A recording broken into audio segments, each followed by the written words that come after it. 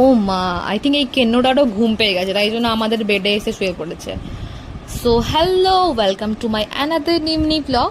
তো after a long time, অনেক দিন পর আমার বাবা মা এসেছে আমার বাড়িতে, আর এসেই কাজ শুরু করে দিয়েছে। অবশ্যই এটাতে আমারই দোষ থাকে, মানে আমি কাজ বাড়ি রাখি আর আমার মা বাবা চুপ করে বসে থাকতে পারে না, বলবে ঘর একদম এলোমেলো করে রেখেছিস, এই করেছিস ওই করেছিস, দাঁড়া আমি ঠিক করে দিচ্ছি।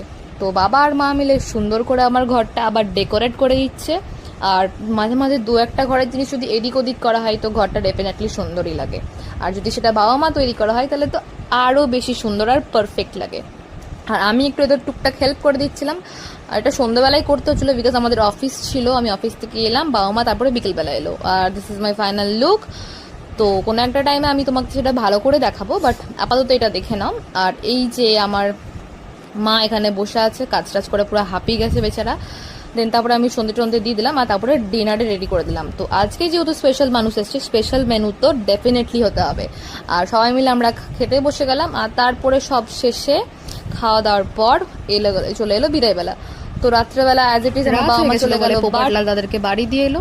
তো আজকের মতো এটুকুই, দেখা হচ্ছে নেক্সট ভিডিওতে। Thanks for watching.